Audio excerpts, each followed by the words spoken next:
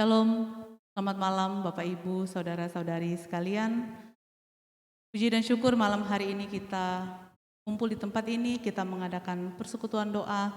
Di awal tahun ini kita akan membuka persekutuan doa kita, persekutuan doa yang pertama di tahun ini. Biarlah kiranya persekutuan doa kita hari ini dan selanjutnya akan diperkenan oleh Tuhan. Marilah kita menyanyikan satu lagu, Kau Mengenal Hatiku. Lagu ini mengingatkan kita bahwa hanya dekat dengan Tuhan saja kita akan merasakan tentram, karena Tuhan menerima kita dengan sepenuhnya. Saya mengundang Bapak Ibu untuk bangkit berdiri.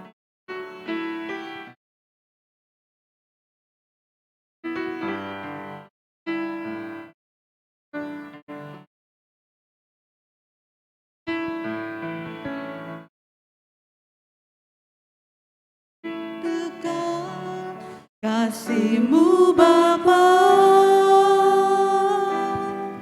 jiwaku pun tentram. Engkau menerimaku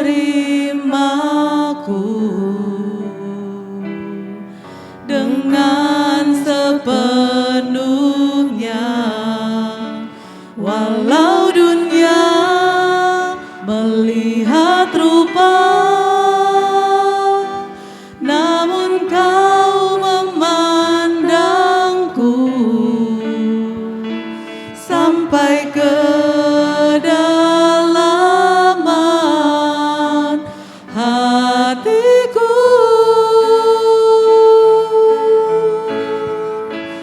Tuhan, inilah yang ku tahu, Kau mengenal hatiku jauh melebihi semua yang terdekat sekalipun.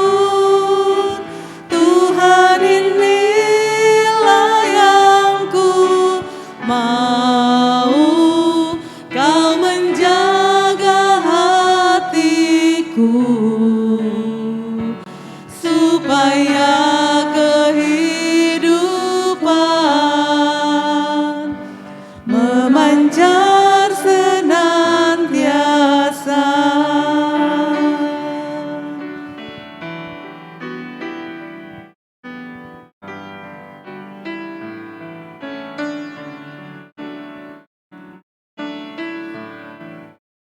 Walau dunia melihat rupa, namun Kau memandangku sampai kedalaman hatiku.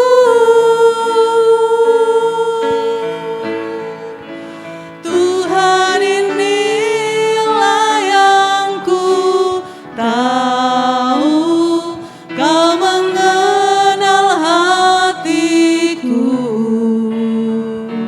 jauh melebihi semua yang terdekat sekalipun.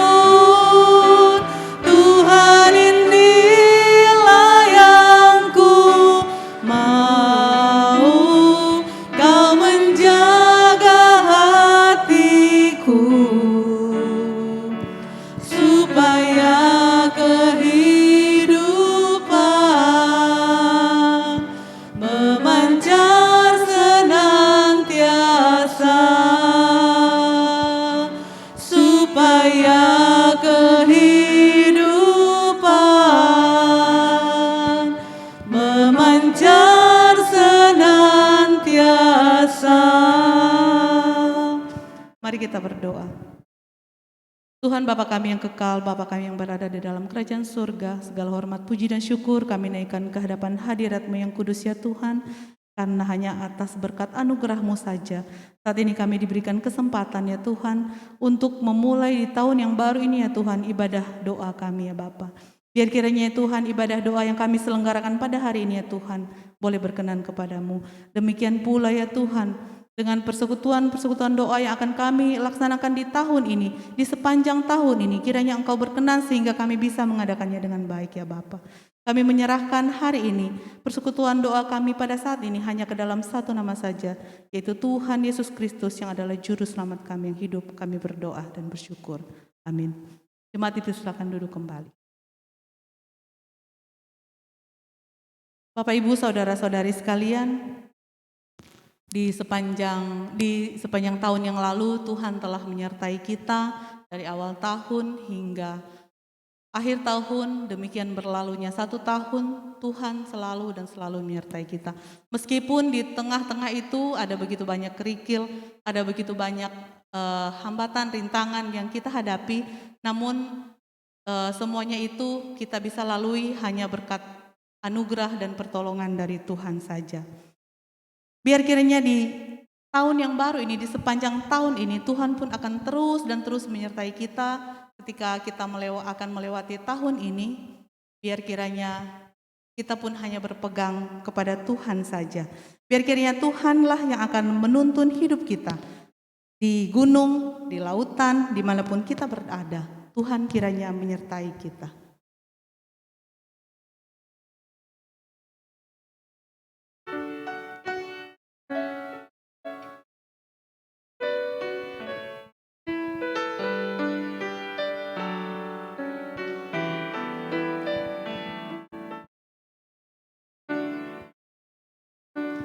Kaulah Tuhanku, penuntun hidupku, di gunung, di lembah, menyertai selalu, di lautan manusia, Kau mengenaliku, janjimu tak berubah, berkat-Mu di hidupku. Setiap langkahku ada anugerah-Mu, tangan kasih-Mu pandu di hidupku. Setiap langkahku ada pengharapan, tangan kasih-Mu tuntun sepanjang hidupku.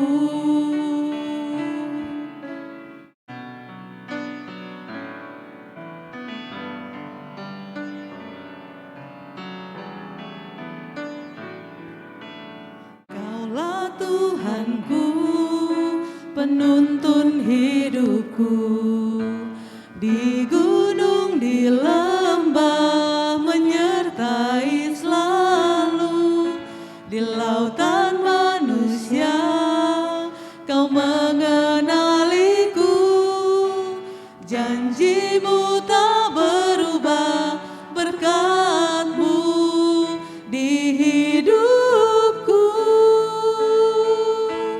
Setiap langkahku ada anugerah-Mu, tangan kasih-Mu pandu di hidupku.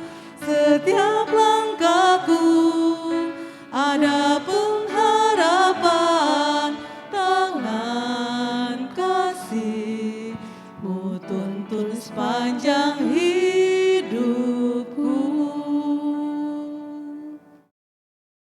Biarlah lagu ini menjadi doa kita, akan kita naikkan kepada Tuhan untuk di sepanjang tahun ini. Bapak Ibu saudara-saudari sekalian, apakah saat ini ada yang ingin memberikan kesaksian, baik itu pujian atau kesaksian untuk kehidupan sehari-harinya, apa yang telah dilewati? Apakah ada? Pak Bardi? Belum ada. Pak Kur? Diana?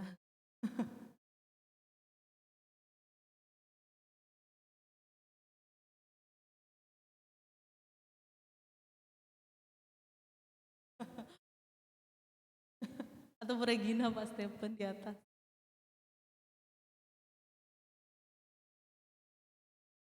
Sepertinya tidak ada. Oh, Pak Andi belum disebut. Ada. Berarti aman ya Pak ya. Baiklah Bapak Ibu saudara-saudari sekalian. Oh, Ardi, silakan. Sama juga.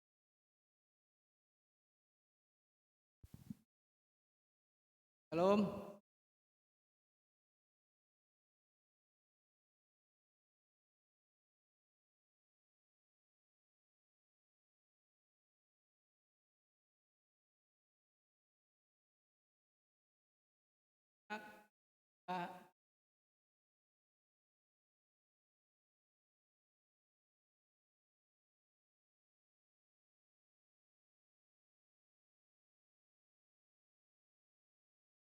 Yang tua.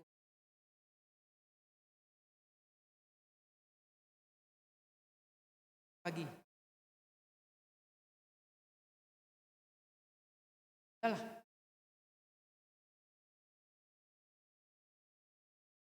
Baik. Saya bilang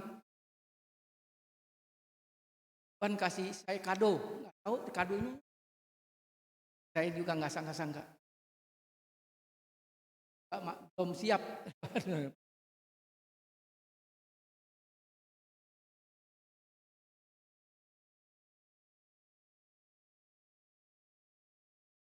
Saya mau ngapain? Iyalah.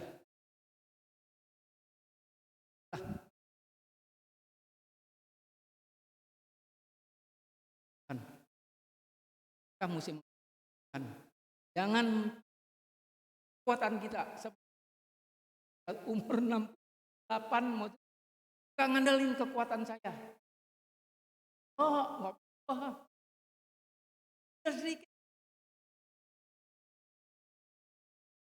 Jangan.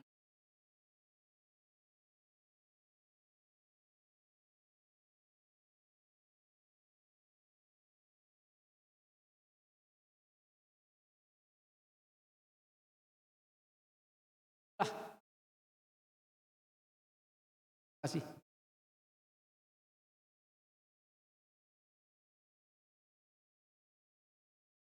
Terima kasih Pak Pardi.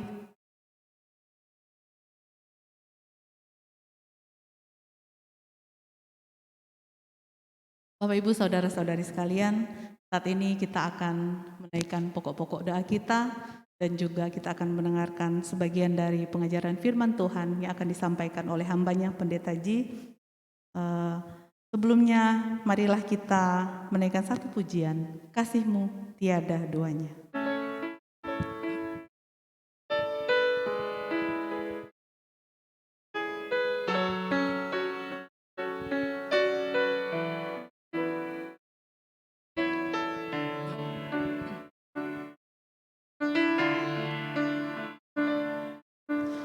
Belum pernah ada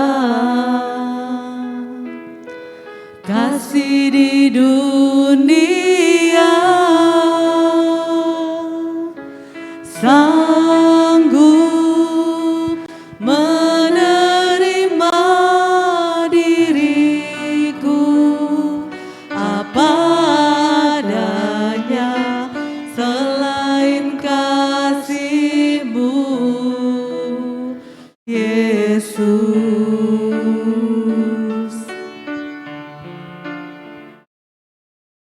Sungguh tiada lagi kasih seperti ini, sanggup mengubahkan hidupku menjadi baru selain kasih-Mu, Yesus.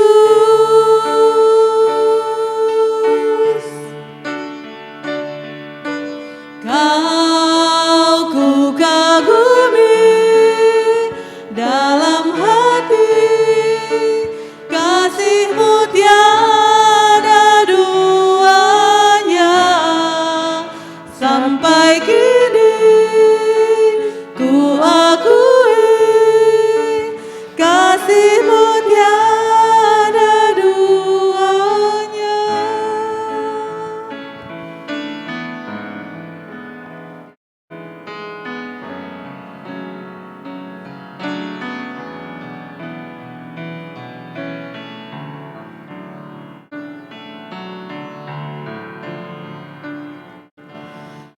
akan ada lagi kasih seperti ini, sanggup mengubahkan hidupku menjadi baru selain kasih-Mu, Yesus.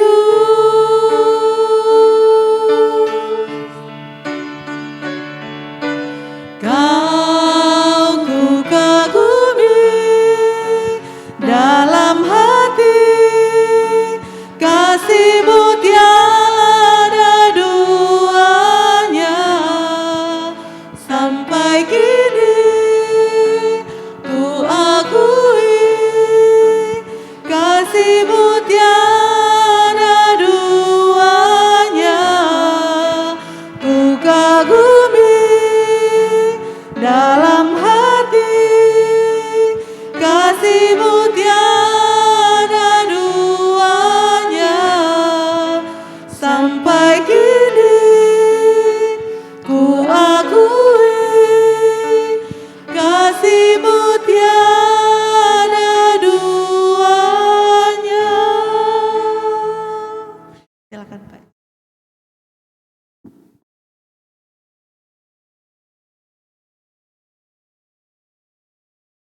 Tolong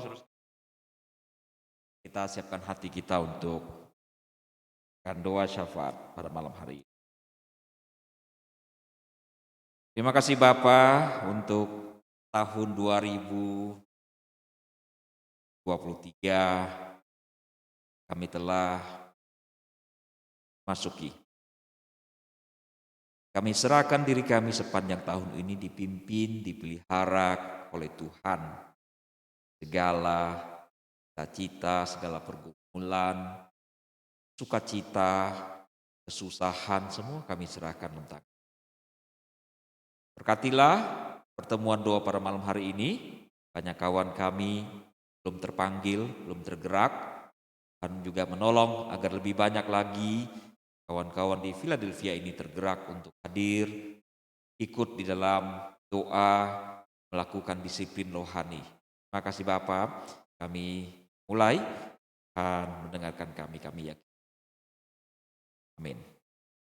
Saudara-saudara, mari naikkan syukur kepada Tuhan untuk tahun dalam duka yang kita alami. Kita syukuri. Tahun lalu lebih banyak suka atau lebih banyak dukanya? Karena lebih banyak susah atau senang? Gak lupa ya.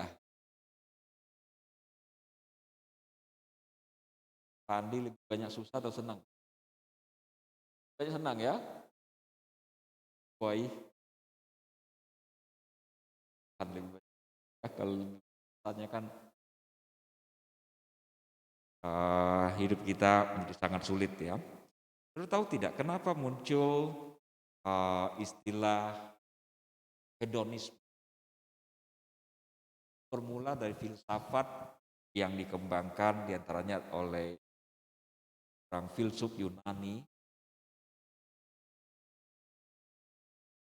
Keyakinan bahwa hidup ini supaya tidak terlalu tadi dulu, maka harus diimbangi dengan hal yang menyenangkan, hal-hal yang membuat hidup kita tidak sulit dan tidak semula itu bagus, tapi kemudian berubah hal yang negatif. Hedon, halalkan segala cara untuk menangan diri.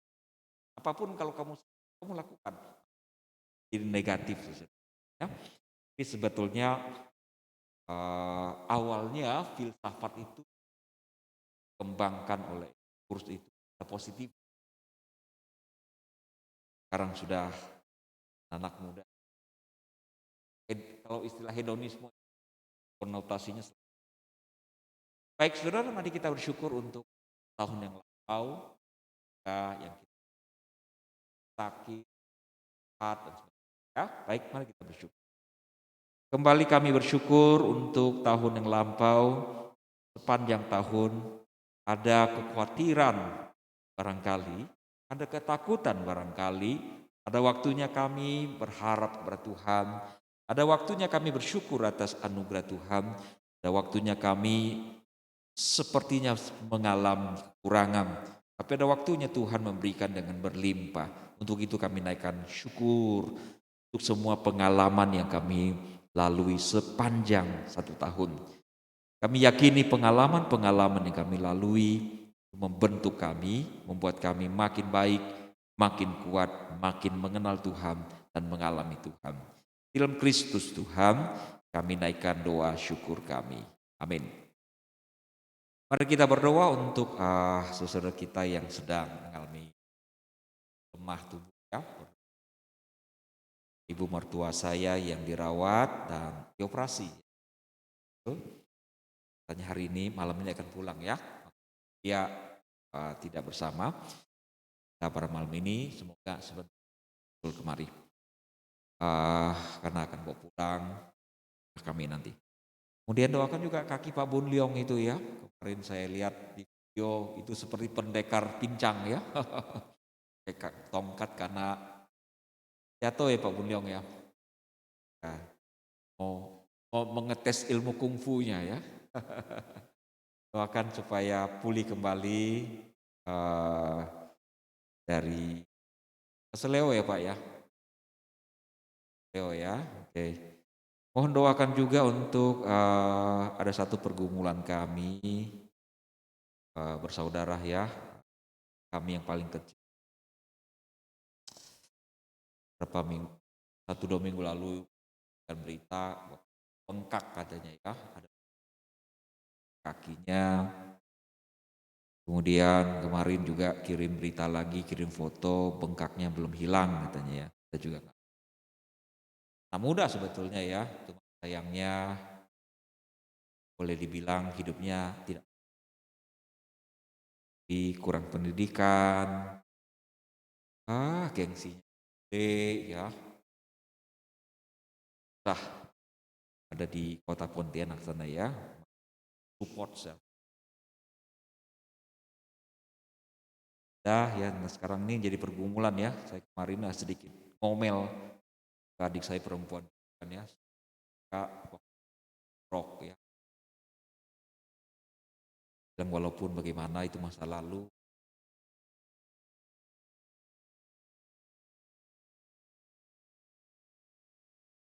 kali saya dan datanglah lihat yang oke. Saya nggak tahu apakah dia tindak lanjut atau tidak. Itulah pergumulan kami sebagai manusia. Ada saudara yang agak fisiknya sembuhkan oleh Tuhan. Kita nggak tahu ya, jarak agak jauh. Oke. Ada lagi yang nggak tahu yang sedang sakit.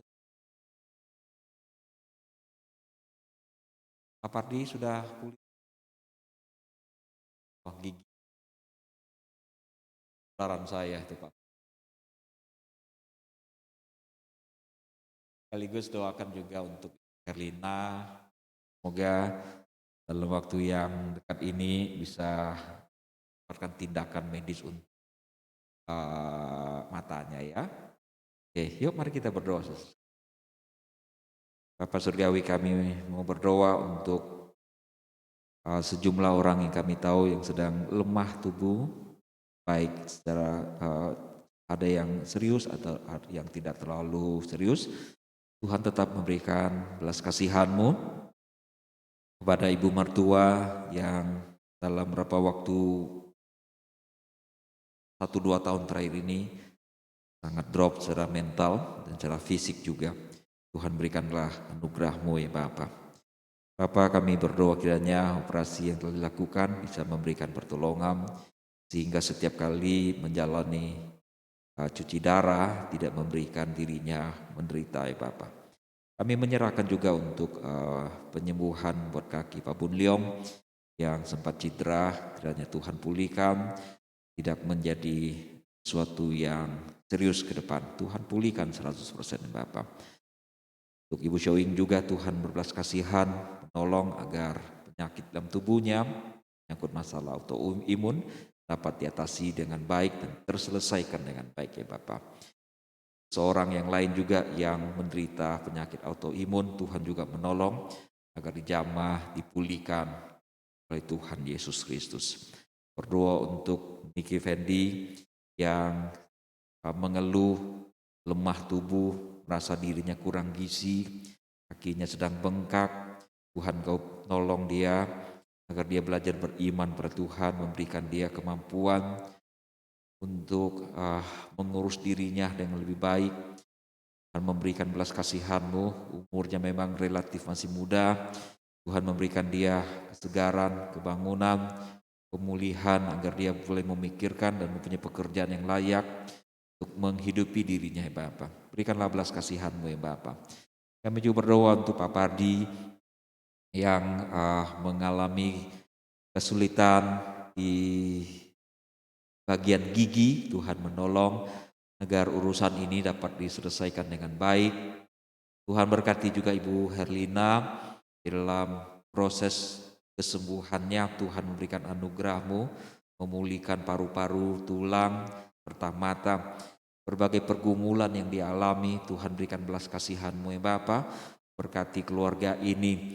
Tuhan berkati Pak Heri di dalam pekerjaannya, di dalam pergumulannya. Tuhan menuntun, memberikan sinar-Mu, memberikan anugerah-Mu, memberikan tuntunan-Mu yang jelas bagi keluarga ini Bapa. Kami serahkan juga Ling-Ling dalam tangan-Mu. Tuhan berikan belas kasihannya untuk menyelesaikan kuliahnya dengan baik. Terima kasih Bapa. Dalam Kristus kami berdoa. Amin. Mari kita berdoa juga untuk Indonesia. Kita syukuri Indonesia tahun lalu pertumbuhannya 5 sekian persen. Keajaiban ya negara Indonesia. Sementara negara-negara maju drop luar biasa. Negara kita bisa mengalami pertumbuhan. Nah itu keajaiban. Kita doakan agar Indonesia tetap bisa bergerak secara ekonomi. Sebab kalau ekonomi berhenti bergerak, dan itu sangat besar.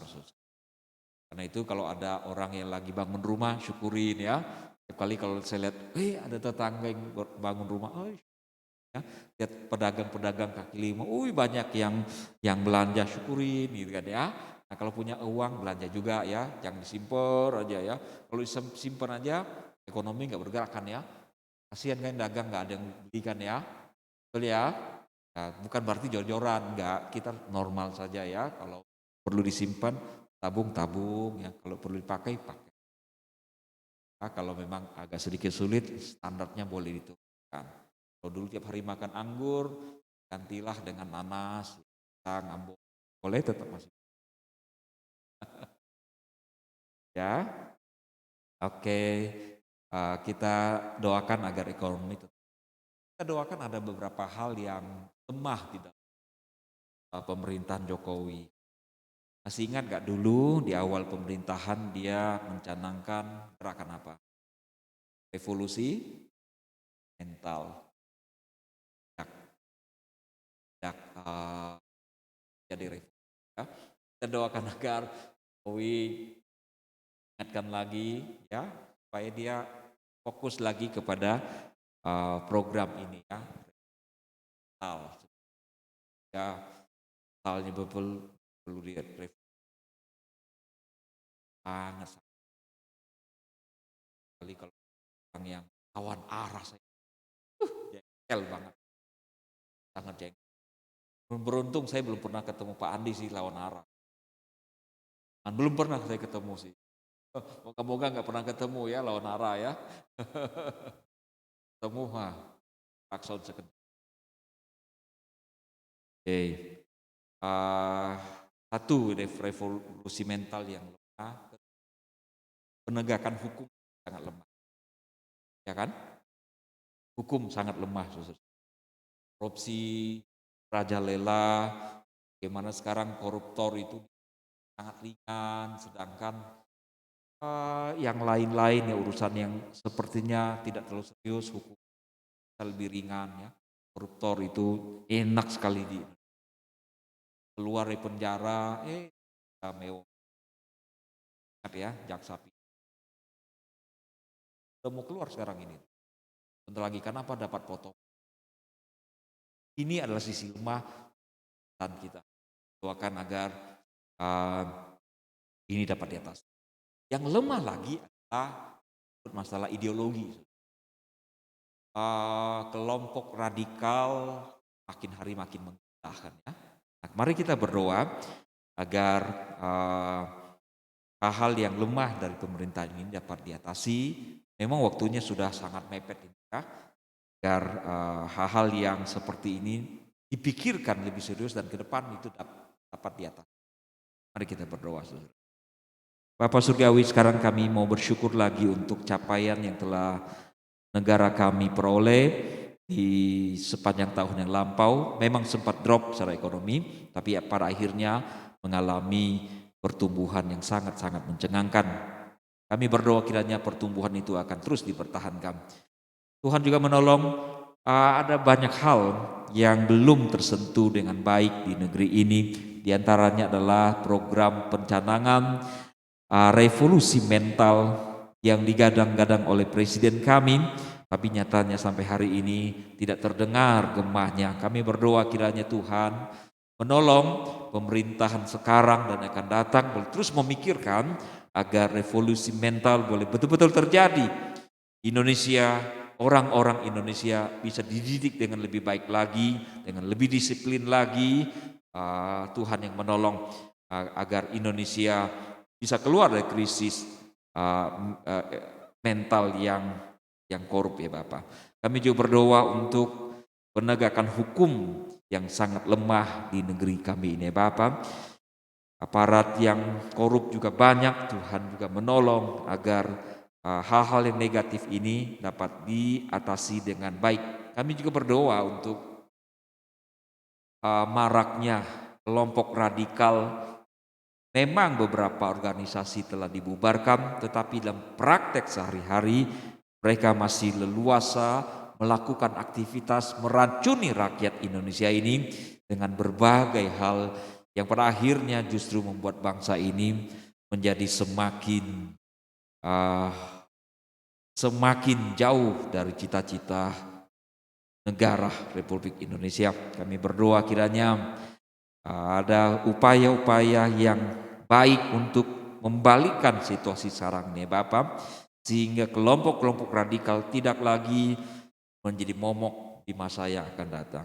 Dalam Kristus Tuhan kami naikkan doa untuk kami. Amin. Mari kita berdoa untuk sekarang ini, saudara, tahun ini boleh bilang kita masuk tahun politik. Nah itu ya. Tahun politik, kalian tahun politik, tahun yang kita sudah tahu ya. Kalau dulu-dulu politik tidak terlalu menakutkan, zaman Soeharto politik kontrol oleh satu orang, jadi tidak terlalu banyak masalah. Nah, kalau ada orang yang aneh-aneh, tahu-tahu siap aja kan ya. Kita rakyat jelata nggak tahu apa-apa, semuanya tenang-tenang saja. Tapi masuk zaman revolusi, begitu tahun politik, tahun yang mengerikan, ya, betul tidak? Pertama awal revolusi, reformasi, kalau kampanye kan sekali. Waktu di Bandung gitu ya, kalau pergi ke gereja pulang ketemu mereka lagi kampanye, kita nggak bisa sampai rumah. Satu kali pas dapat kampanye P3 waktu itu. Waduh, mobil gereja udah mobil wah lagi kan ya, itu digoyang-goyang sama mereka. Kami di dalam mobil itu kita nggak bisa. Padahal dari ke Raja Wali Sakti kan putar balik doang kan, nggak bisa pulang kan di jalan. Yang mau mereka, itu mobil Bisa jalan dengan lancar. Lempeng lurusnya. Sampai di rumah saya baru tahu kenapa jadi lancar. Apa yang terjadi, saudara? Itu mobil dipelok orang. P3 kan ya. P, P, P. Sejak ada pilok itu nggak ada yang dorong-dorong. Kita bisa pulang dengan cepat. Ya. Tahun politik. Kami masih di Bandung. Nah, begitu masuk Indonesia menjadi. Karena apa? Rakyat ini terpecah dua. Sampai sekarang tuh belum jelas loh. Ya kan? Ada kelompok apa saja? Tadi, kan? Ebong dan ini menjadi sulit. Ya. Bangsa ini terpecah. Bagi orang yang anti, apapun yang dilakukan Jokowi itu pasti jelek. Bagi orang yang anti kelompok itu, apapun yang mereka lakukan itu pasti jelek. Bangsa ini betul sedang gawat, saudara. Gawat. Karena itu kalau ideologi Pancasila tidak dihidupkan ya, karena memang sejak reformasi Pancasila betul-betul dilupakan. Dilupakan begitu.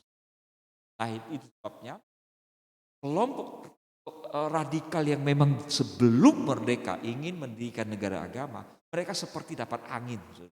Apalagi di zaman SBY, bukan? Mereka betul hebat. Nah, untungnya ada satu kasus yang akhirnya buat seluruh bangsa itu terbuka matanya. Ada yang tahu kasus apa? Kasus apa? Ahok. Kasus itu membuat mereka itu seperti sudah mendapatkan kemenangan ya. Oh, kita tahu selama ini. Begitu ada kasus itu, luar pemerintah lalu mengambil tindakan yang membubarkan. Ini belum selesai, saudara. Sekarang ini tahun politik. Mari kita berdoa agar sebuah kebangkitan kebangsaan Indonesia. Mari kita doa bangsa. Berbagai pihak telah memperkirakan bahwa Indonesia akan terpecah menjadi banyak sekali negara yang kecil-kecil. Tapi sampai hari ini perkiraan para ahli itu tidak terjadi. Tapi sesuatu yang mengerikan sedang terjadi di mana ada kelompok-kelompok radikal yang semakin masif masuk ke dalam berbagai lini kehidupan, terutama di perguruan tinggi, di aparat-aparat pemerintah, di eksekutif, yudikatif, bahkan di parlemen. Tuhan, kami berdoa kiranya negara Indonesia, negara kebangsaan, negara kesatuan yang menjunjung tinggi nilai-nilai Bhinneka Tunggal Ika, Tuhan terus peliharakan. Berikanlah kesadaran bagi seluruh bangsa ini. Sudah pasti akan terjadi perpecahan jika kelompok-kelompok tertentu memaksakan diri untuk mendirikan negara agama tertentu. Itu sebabnya kami berdoa kiranya mayoritas bangsa terus memperjuangkan, mempertahankan negara kesatuan Indonesia, negara persatuan Republik Indonesia. Tuhan menolong, ini adalah tahun-tahun politik. Mungkin akan ada banyak hal yang tidak menyenangkan, mengkhawatirkan, bahkan juga menakutkan. Itu sebabnya kami bawa kiranya Tuhan menolong, mendengarkan doa kami agar Indonesia tetap stabil, tidak terjadi pertumpahan darah, tidak terjadi peperangan antar saudara di Indonesia ini ya Bapak. Tuhan tolong, dengarkan kami Bapak. Dalam Kristus Tuhan, kami naikkan doa kami. Amin. Sudah diberi kesempatan untuk kita menaikkan doa-doa syafaat, doa pergumulan masih kalian.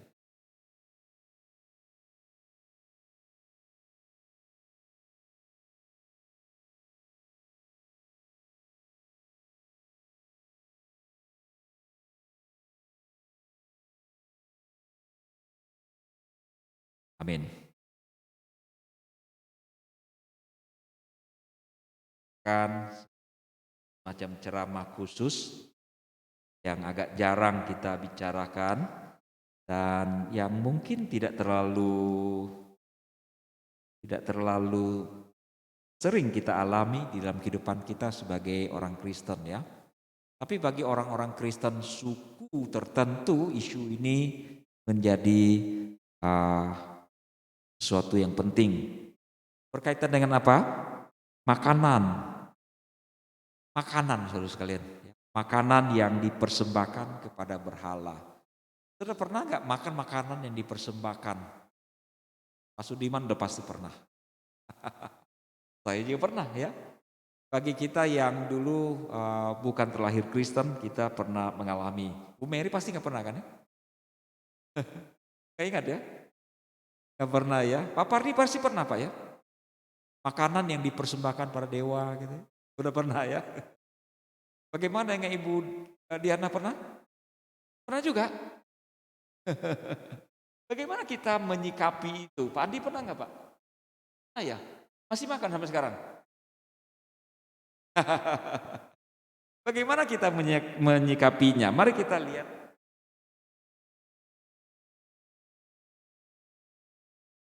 Panjang, ini sebetulnya panjang sekali, tapi saya usahakan tidak terlalu panjang, saudara. 1 Korintus pasal 8. Nah, ini ada tulisan Paulus kepada jemaat di Korintus, mulai dari ayat 1 sampai ayat ke-13. Saya baca dengan cepat, saudara.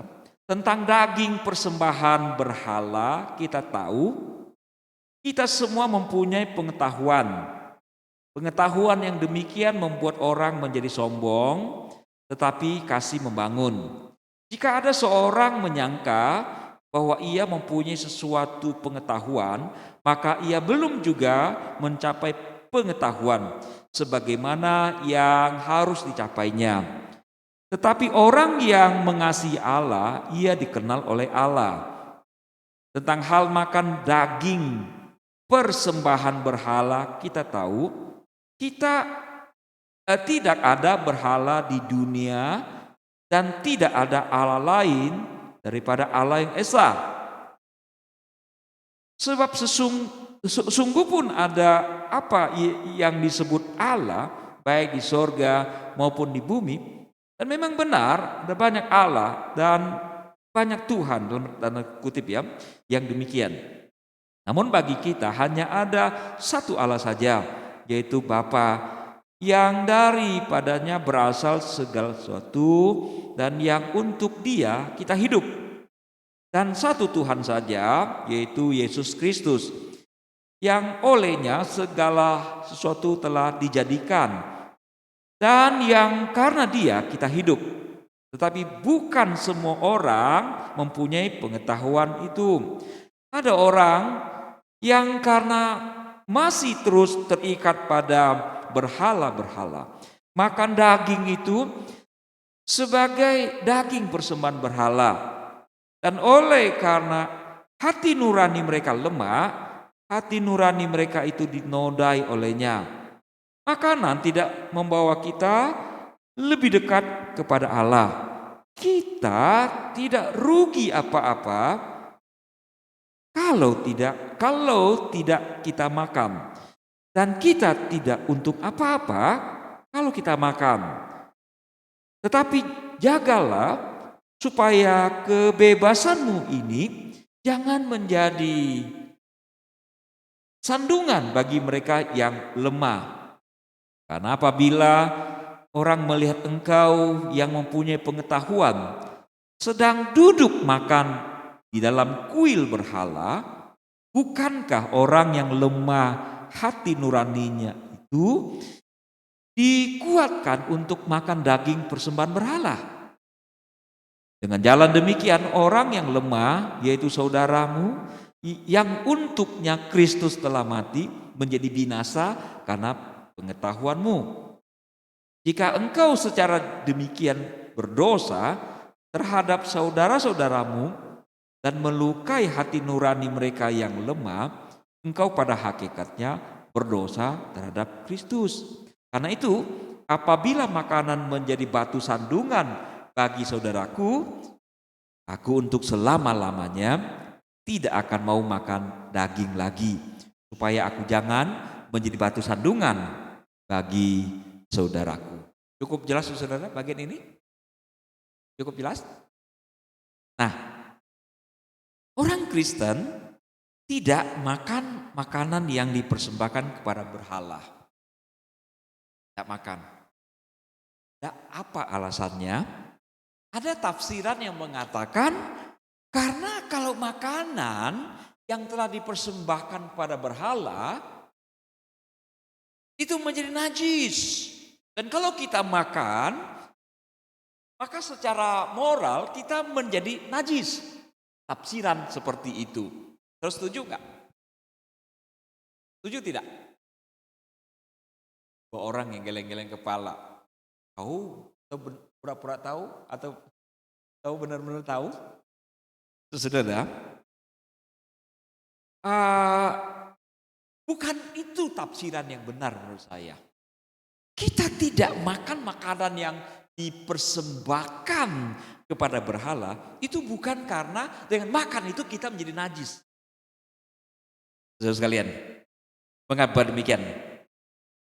Pak Stephen bisa minta tolong keluarkan Matius 15 ayat 11. Ini kata Kristus. Matius 15 ayat 11. Kata seperti ini. Matius 15 ayat 11. Dengar dan camkanlah. Bukan yang masuk ke dalam mulut yang menajiskan orang. Melainkan yang keluar dari mulut itu yang menajiskan orang. Waktu itu murid-murid makan dengan tidak mencuci tangan. Orang-orang Yahudi, Farisi protes. Nah, Yesus berkata seperti ini. Nah, ayat 17 coba periksa lagi. Matius 15 ayat 17. Tidak tahukah kamu bahwa segala sesuatu yang masuk ke dalam mulut turun ke dalam perut lalu dibuang ke kloset besoknya, toilet. Lebih lanjut. Ingat ya, saya sedang membantah bahwa bukan karena najis lalu kita tidak makan. Bukan itu alasannya. 1 Korintus 10 ayat 25-27. Nah, sekarang lihat ya. 1 Korintus pasal 10 ayat 25 sampai 27. Saudara lihat apa kata Paulus tentang bagian ini. 25 dulu Pak. 1 Korintus 10, 25. Kamu boleh makan segala sesuatu yang dijual di pasar daging tanpa mengadakan pemeriksaan karena keberatan hati nurani. Nah, pada waktu itu di Korintus itu ada satu kuil besar. Ada banyak imam. Bahkan ada tafsir mengatakan di kuil itu ada 1000 imam perempuan. Pada siang hari mereka berdinas di kuil itu sebagai imam, tapi malam hari mereka menjadi pelacur. Nah, itu ritual mereka. Nah, pada waktu itu mereka mempersembahkan daging kepada dewa-dewa mereka di Korintus. Nah, daging itu juga dibawa ke pasar untuk dijual. Nah, Paulus bilang di ayat 25 ya, kamu boleh makan segala sesuatu yang dijual di pasar daging. Gak usah ditanya. Misalnya saya tinggal di Korintus nih, zaman Korintus. Pak Andi jual daging nih. Pak Andi, ini udah dipersembahkan ke dewa belum? Gak usah kata Paulus menanyakannya. Nah sekarang, pada waktu saya pergi beli daging, itu daging yang dijual itu mungkin terbuka tidak kemungkinan itu sudah dipersembahkan pada dewa. Terbuka kemungkinan itu. Tapi Paulus berkata, kamu gak usah tanya. Kalau kamu mau makan, beli aja. Gak usah tanya-tanya. Nah, 25. 26. Karena bumi serta segala isinya adalah milik Tuhan. 27. Kalau kamu diundang makan oleh seorang yang tidak percaya, boleh nggak kita datang? Bukan Kristen, dia undang mau makan nih. Dia mau kasih makan daging. Apa yang harus kita lakukan? Nanya enggak? Hah? Lidiki ya. Pak Andi ini udah dikasih persembahan belum gitu ya? Paulus bilang apa? Kalau kamu diundang makan oleh seorang yang tidak percaya dan undangan itu kamu terima, makanlah apa saja yang hidangkan kepadamu tanpa mengadakan pemeriksaan karena keberatan hati nurani. Kan ditanya ini makanan ini ada logo apa itu? Kita nggak pernah mempertanyakan ini halal atau haram. Ya, nggak peduli kita. Orang Yahudi lebih gila lagi tuh, jauh lebih rumit. Mereka pakai istilah kosher, itu jauh lebih rumit daripada kelompok Muslim. Orang Islam kan pusing. Kulkas aja ada halalnya kan ya. Sandal pun ada, aduh. Kita nggak pusing saudara sekalian. Sekarang, pada waktu orang yang tidak mengenal Kristus, bukan Kristen, mereka menyajikan daging katakan. Terbuka nggak kemungkinan daging yang dia siapkan itu sudah dipersembahkan pada dewa? Terbuka kan? Nah Paulus bilang kamu nggak usah tanya. Kalau kamu mau makan, makan aja. Nah kalau daging itu kita makan lalu menjadi najis, maka ayat ini membuat kita jadi orang najis loh. Benar kan? Kita pergi ke pasar, beli daging nggak pakai periksa kata Paulus. Nggak usah kamu tanya-tanya. Pergi ke rumah orang kafir, kita makan, kita jadi kafir. Kita menjadi najis. Maksud saya, bukan itu jawabannya saudara. Menarik saudara. Orang Kristen tidak makan daging yang dipersembahkan, itu bukan persoalan halal atau tidak halal. Bukan soal najis atau tidak najis. Bukan itu pertimbangannya. Kalau begitu apa pertimbangan kita? Itu sebabnya kita nggak ada lembaga khusus kan ya. Yang membuat ya, ini makanan halal, haram dan sebagainya. No. Sebab agama Kristen bukan lagi agama legalisme. Ingat itu kan ya? Oke? Legalisme artinya berdasarkan legal, hukum, aturan-aturan. Kristen memang ada aturan, ada hukum-hukum tertentu, tapi secara umum agama Kristen bukan agama berdasarkan hukum. Kita orang daerah ya, Mas tahu persis ya. Kalau ada orang-orang tua meninggalkan ya, dia mau sotet, oi anyong, sotet anyong, hei mau. Kamu yang paham ya? Pak Andi paham nggak? Nah palsu ini. Bapak Andi paham nggak? Nggak paham juga. Itu maksudnya apa? Ini nggak boleh begitu loh. Ini pantang loh. Mesti begini, nggak boleh gini. Benar kan? Mesti jam sekian, nggak boleh pakai ini, nggak boleh lihat, harus tunduk, muka dan sebagainya. Banyak sekali aturan. Dan aturannya bisa beda-beda. Kawan kita Muslim juga banyak banget aturan. Sembahyang ada waktunya kan? Betul ya? Hadapnya kemana? Gerakannya bagaimana? Kalau tiba-tiba lagi sembahyang buang angin itu batal. Mulai lagi baru. Terus selama kebaktian di tempat ini pernah kentut nggak dalam ruangan ini? Sering ya? Pantesan bau banget. Ya nggak sopan aja sih, mengganggu orangnya sih kan ya. Oke. Tapi kalau misalnya betul-betul sengaja nggak sengaja terbuang tus itu kan, itu jadi batal nggak? Event kebaktian kamu? Nggak ada urusan itu kan ya. Memang nggak sopan, mengganggu orang iya. Tapi bukan itu saudara. Kita nggak ada istilah, wih batal nih kebaktian kita. Gara-gara apa? Wih lagu itu nggak dinyanyikan. Nggak, saudara. Nah, bagi kita soal makan, bahkan untuk urusan yang banyak juga, kita tidak mempersoalkan masalah halal atau tidak, kosher atau tidak, nggak ada urusan. Najis atau tidak, bukan itu pertimbangannya. Tapi pertimbangannya adalah berguna atau tidak. Berguna atau tidak. 1 Korintus 10 ayat 23. Tolong Pak. 1 Korintus 10, 23. Baca bersama, 1, 2, 3. Benar. Tapi bukan segala sesuatu berguna. Cukup sampai situ dulu. Segala sesuatu diperbolehkan. Nah yang dalam tanda kutip, tadi kan kalau kita baca di pasal 8 kan ya, Paulus menulis ini gara-gara ada jemaat mengajukan pertanyaan. Boleh nggak nih kami makan makanan yang dipersembahkan? Lalu dalam surat itu mereka banyak memberikan argumentasi. Nah kutipan itu dalam tanda kutip itu adalah cara Paulus mengatakan. Nah, rupanya orang Korintus yang kirim surat itu bilang kami udah punya pengetahuan nih. Bagi kami berhala itu nggak ada apa-apanya.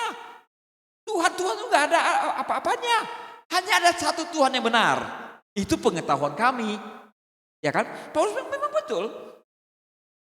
Walaupun ya di dalam kenyataannya banyak Tuhan dalam tanda kutip kan ya, banyak berhala di luar sana, tapi itu sia-sia, nggak ada artinya bagi mereka yang merasa punya pengetahuan. Tapi Paulus bilang di dalam jemaat Korintus ada orang yang belum punya. Paham nggak nih? Saya sedang menguji, sorry ikut apa nggak nih? Belum punya pengetahuan. Siapa yang jawab pengetahuan tadi? Yang jawab, saya mau Pak Bunyo atau Ibu Syoi yang jawab tadi. Kan maksudnya orang yang kirim surat itu merasa dia punya pengetahuan. Pengetahuan dia adalah Tuhan itu cuma satu. Tuhan kita Yesus, Allah Bapa itu Tuhan kita. Berhala-berhala itu sia-sia semua. Jadi kalau saya makan, masih boleh makan enggak ya? Oke, nah Paulus bilang, memang betul Tuhan yang sejati itu cuma satu. Yang lain itu sia-sia. Ya banyak Tuhan-Tuhan, Allah-Allah itu enggak ada artinya. Kira-kira begitu ya. Tapi Paulus bilang, enggak semua orang jemaat itu sudah punya pengetahuan. Oke, nah sekarang kalau kamu yang punya pengetahuan, lalu duduk makan di kuil mereka, bukankah kamu menyebabkan mereka terjatuh? Paham ya? Patokan bagi kita makan daging dan untuk urusan-urusan yang lain, pertimbangannya adalah berguna atau tidak. Segala sesuatu berboleh. Ini kata orang-orang Korintus nih ya. Benar kata Paulus. Tapi bukan segala sesuatu berguna.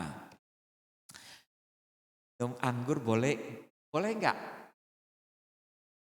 Boleh Pak Andi? Boleh ya? Berguna enggak Pak? Kalau sedikit boleh Pak, berguna. Paulus dalam suratnya, kirim surat kepada Timotius, dia bilang kamu hanya jangan minum air putih saja, minumlah sedikit anggur. Katanya bagus untuk pencernaan. Tapi kalau sampai mabok, berguna enggak? Maka pertimbangan yang baik untuk orang Kristen, ingat ya, bukan halal, najis, no. Kita enggak melihat dari sisi itu. Tapi kita pertimbangkan, berguna atau tidak. Paulus bilang begini, makanan tidak membawa kita lebih dekat pada Allah. Makanan tidak membuat kita lebih dekat pada Allah. Ya, kita tidak rugi apa-apa kalau tidak makan. Bagian orang tidak setuju ini ya. Dan tidak untuk apa-apa kalau makan. Rugi nggak kalau nggak makan? Nggak makan rugi nggak? Iya. Udah keluar angpau 100.000, 500.000. Ya makannya cuma beban. Rugi ya? Hunting lagi ya. Anting lagi. Saudara kalau pergi ke Hanamasa kan ya. Tahu ya, begoceng misalnya ya. Makannya cuma hitung-hitung gopan. Apa rugi? Untuk apa rugi?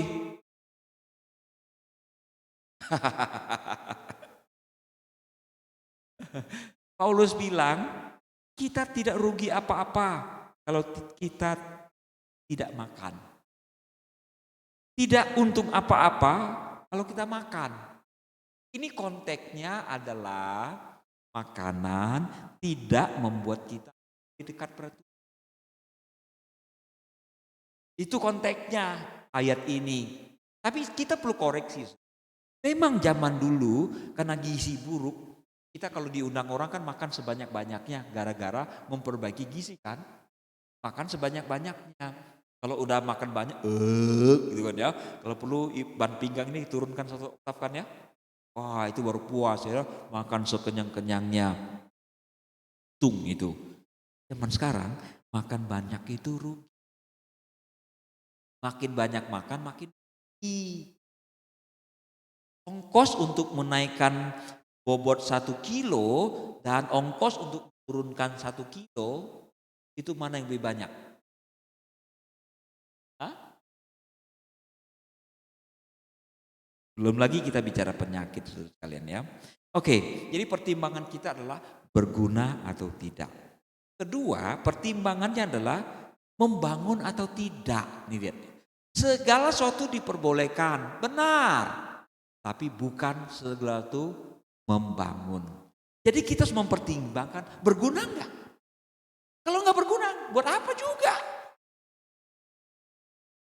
Kalau makanan itu tidak berguna, buat saya nggak usah makan. Tapi kalau berguna, makan aja. Tapi bukan cuma satu itu pertimbangannya. Ini makanan udah dipersembahkan nih. Oke? Sebetulnya boleh makan apa enggak sih? Boleh sebetulnya. Tapi kita mau pertimbangkan faktor yang lain. Berguna atau tidak? Oh berguna Pak, makan aja. Tapi bukan itu cuma satu itu Bu. Pertimbangan adalah membangun atau tidak. Ini dia. Benar, tapi bukan segala sesuatu membangun. Kalau saya makan itu membangun orang enggak? Membangun saya tidak? Belum tentu. Maka itu Paulus bilang begini. Jangan seorang pun yang mencari keuntungannya sendiri. Tapi hendaklah tiap-tiap orang mencari keuntungan orang lain. Maksudnya begini, ketika dia bilang membangun tidak. Iya, kalau bagi saya membangun saya ini, kalau saya makan ini bagus buat saya ini. Berguna bagi saya, membangun saya ini kan ya. Tapi Paulus juga bilang membangun orang lain tidak. Kalau hanya mempertimbangkan membangun saya, kepentingan saya, yes.